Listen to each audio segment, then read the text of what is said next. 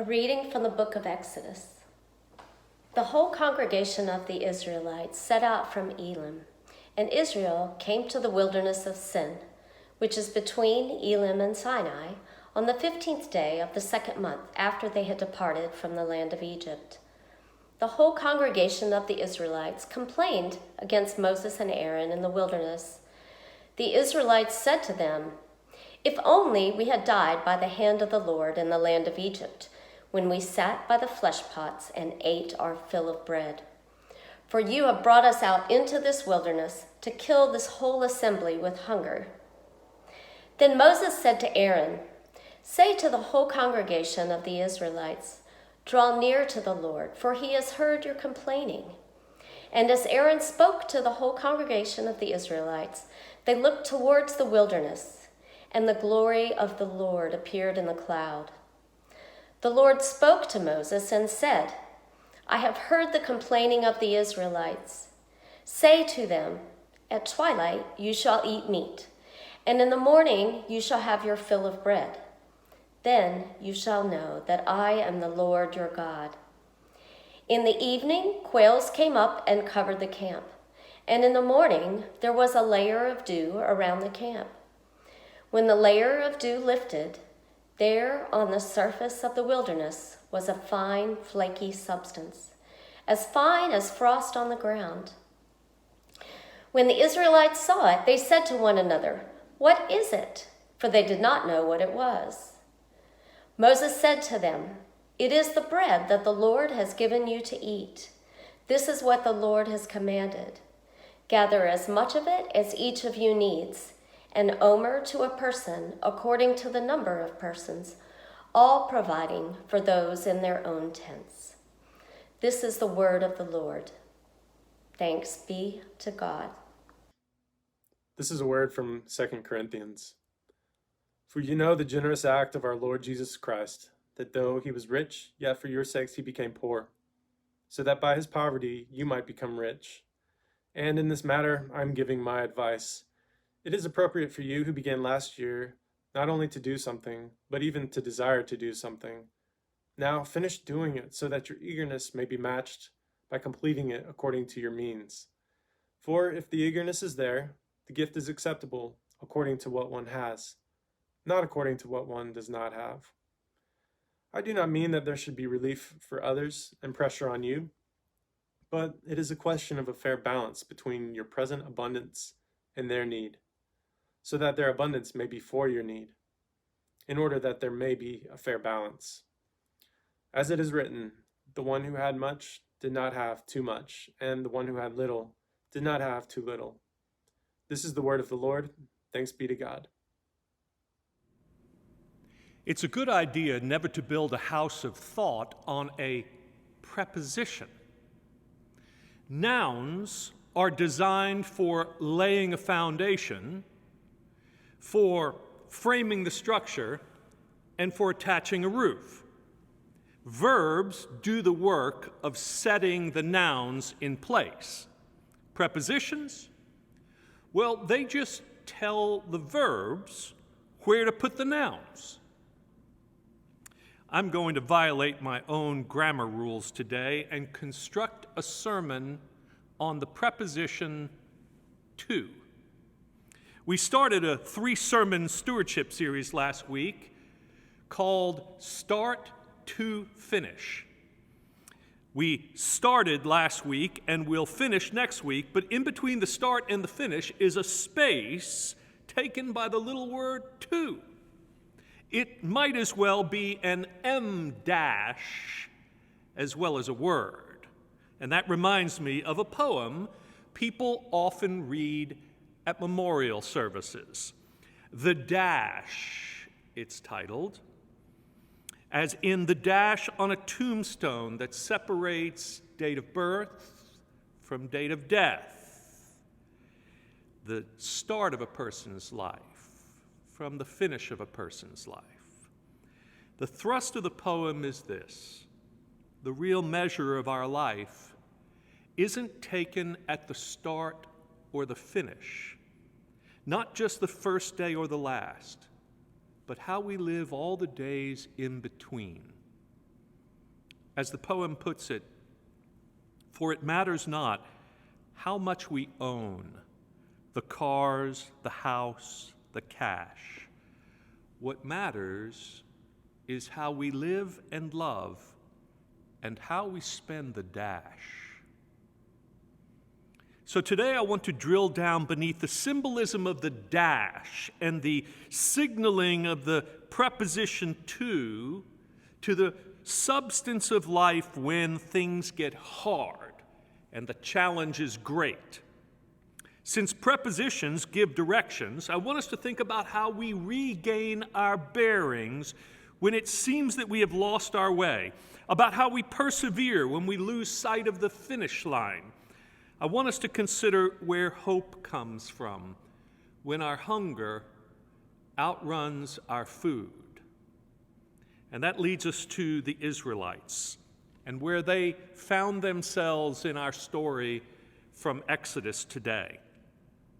Last week, we saw them make a start for freedom. They had been slaves in Egypt, and Moses told them that God would fight for them against Pharaoh. But they had to go forward. They couldn't stay where they were. They couldn't go back. We learned that faith is always progressive because God is always calling us to a new future. Even conservatives who have a bent for the past still have to bend their necks forward toward the future. But they have something to teach us too. That is, that the past is never dead, as Faulkner put it. It's not even past. That is to say, the past stays with us. We carry it with us and within us. And it's best to carry our fears and failures lightly and to carry our memories of God's faithfulness firmly. Nonetheless, faith forges forward. Or it isn't faith. It doesn't stand still.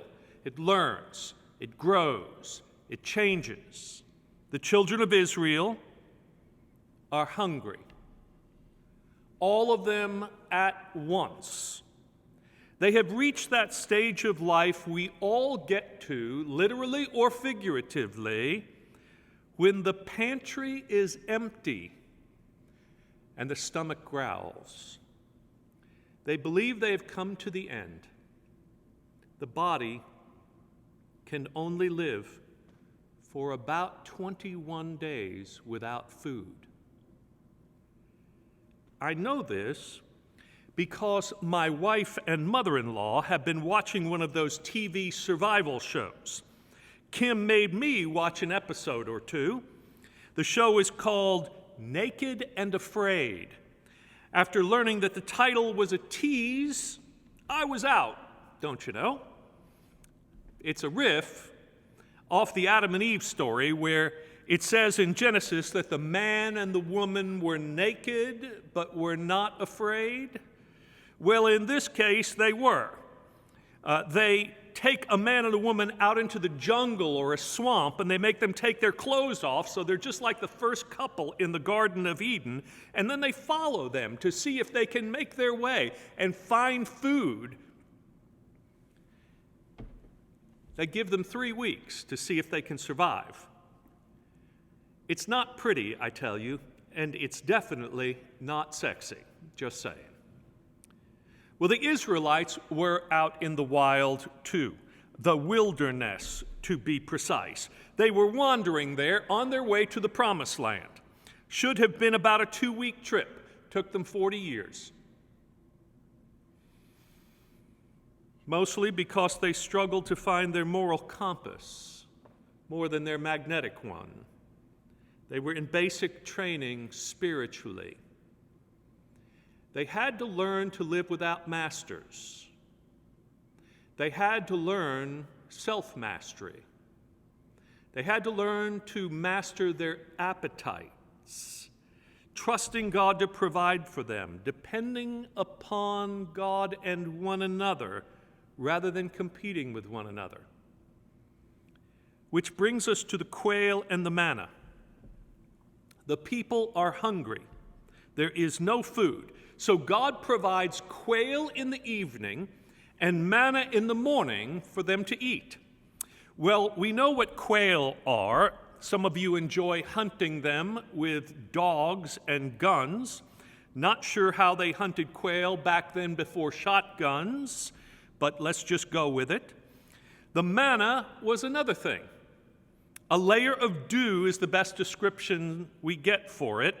No one really knows what it was, even they didn't, which is why they call it manna, which means, what is it?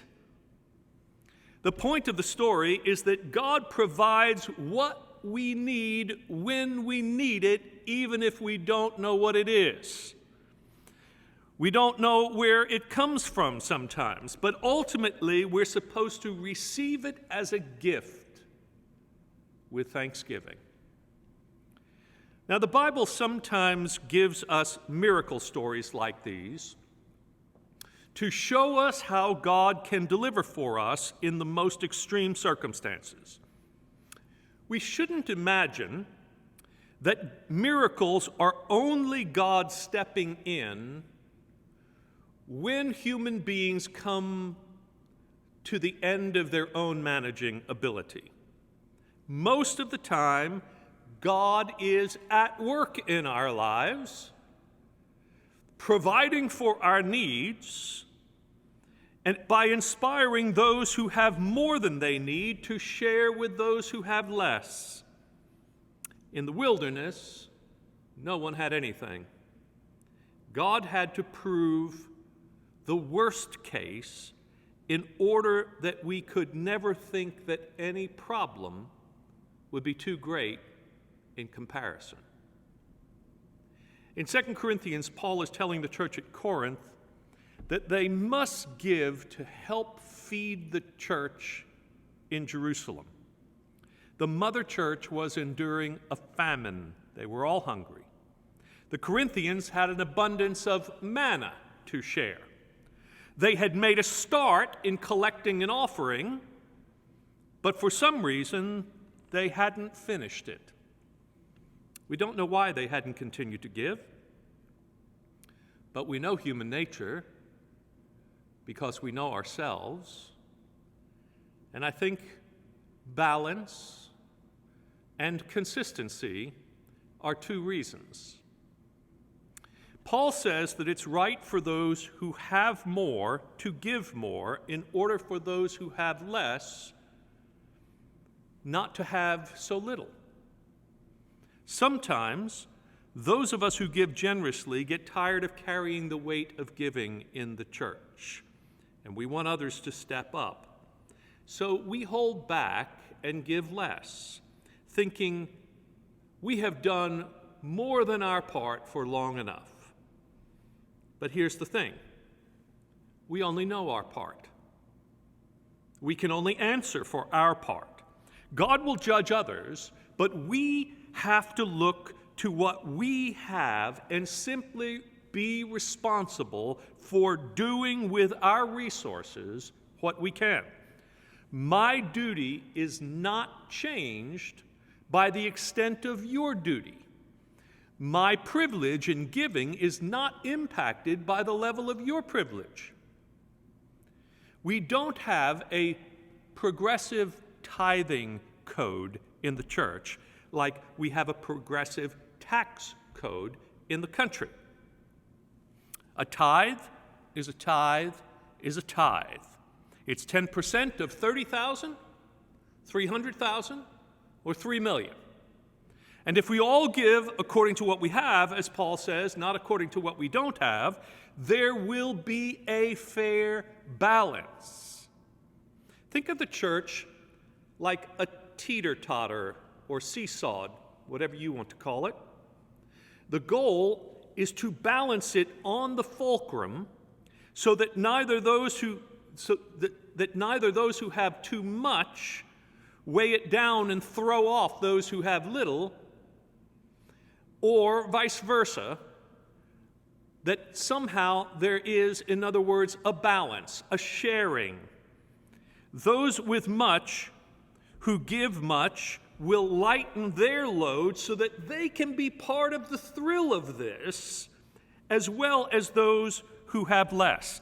And in that way, the church has a balance, and everyone has a stake in it. The other thing that happens is that we get tired and lose enthusiasm. Maybe other things get in the way. The proverbial ox is in the ditch, right? And so we feel like we have to pull him out before we can do anything else. Of course, here's the thing. There's always an ox in the ditch. The car breaks down. The roof leaks. The oven needs repairing. It's always something. Which is why giving has to be a commitment to consistency. A few weeks ago, I completed a year-long exercise routine. Every single day, for 365 days without missing, I did sit-ups, push-ups, and squats. Now, I usually don't brag on myself in sermons because I, usually don't have things much to brag about. But I am excited about this achievement. Couldn't wait to tell you. It's not that I became a physical fitness expert or got into the shape of my life. My doctor reminds me, you can never outrun your fork. But I did something every day without fail, and it did make a difference. What I learned is that every day is the same in that we all have the same days to do what we will in the dash. But things happen that make us think we don't. Some days are harder than others, and doing the same thing every day gets boring, which is why I learned to sort of play games with myself about how many I would do each month, about progressions and things of that nature, doing them differently, whatever I could do to keep going but not be bored with it. Look, consistency can be challenging and it can be boring. But what I can tell you is that the benefits to you and the church are tremendous if you build your giving muscles. God works miracles for us, mostly through us, for and through. There's two more prepositions to go with to, as in start, to, finish. So what do you say? Will you get to it, please? Amen.